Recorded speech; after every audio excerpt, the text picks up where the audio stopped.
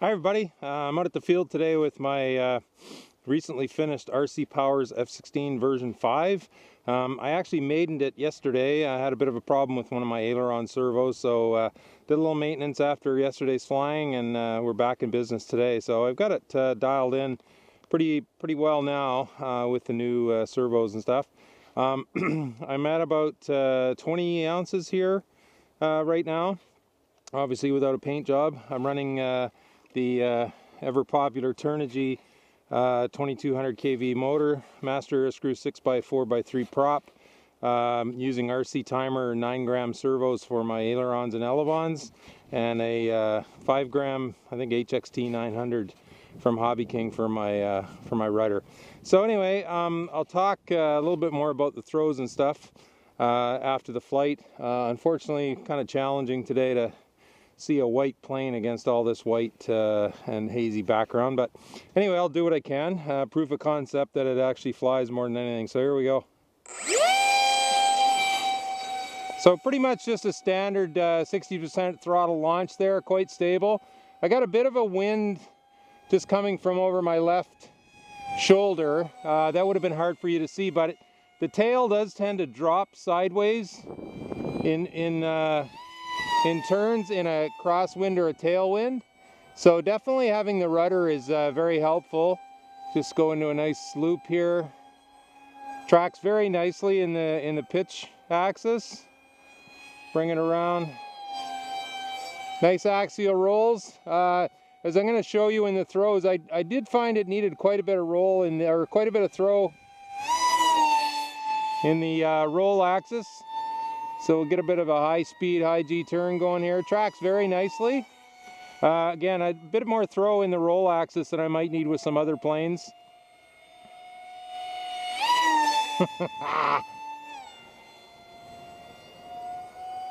Speed is life, baby.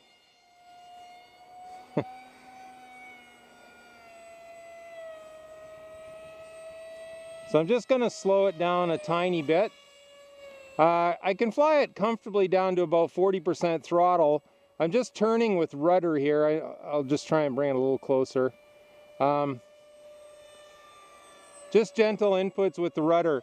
The F16 V5 flies a little bit top heavy, so I find if I get purposely slow, that if I try and turn it with roll inputs, roll and pitch inputs, that it has a much greater tendency to want to tip stall.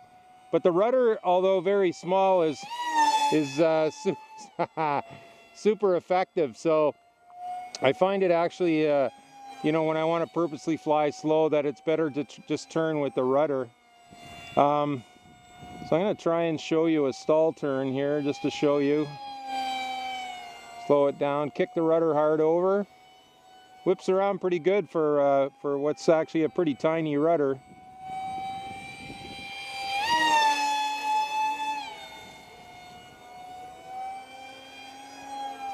Wind's starting to pick up, but it seems to be handling it okay. Probably about 5 to 10 mile an hour wind right now. Okay, so there's my alarm. So, couple of rolls, victory rolls.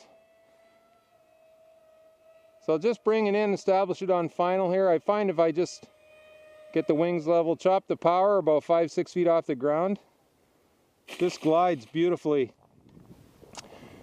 All right, so there's the F16 version 5 from RC Powers, proof of concept that it flies.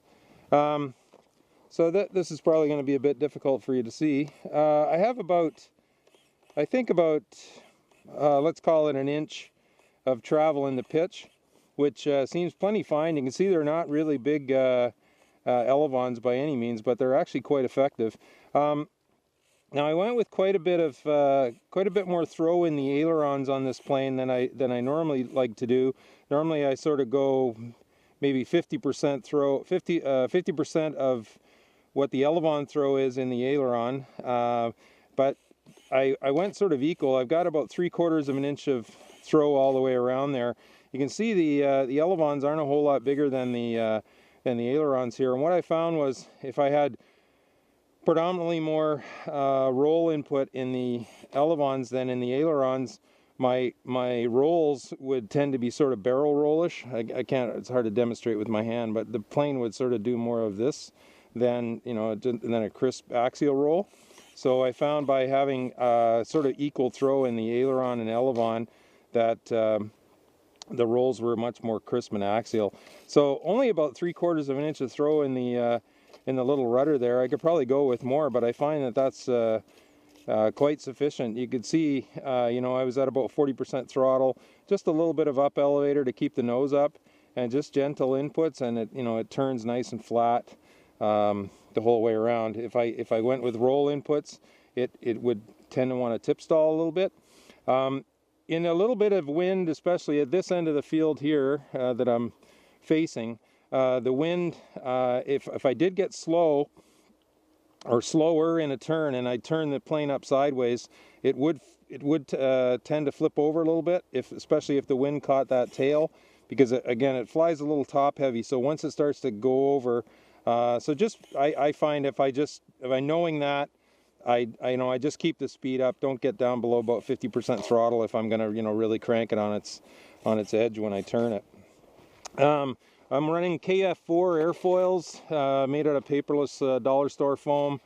I did put a little bit of paint on the bottom already for a paint scheme I'm doing. This is just something in this snow and ice condition. Sometimes what happens, I found the hard way last winter, is with MPF it'll get torn up and chewed up really easily. So I do have some foam cure underneath there, but I just put a little bit of transparent duct tape on here for you know, for the snowy conditions, and it's actually protecting that foam really well.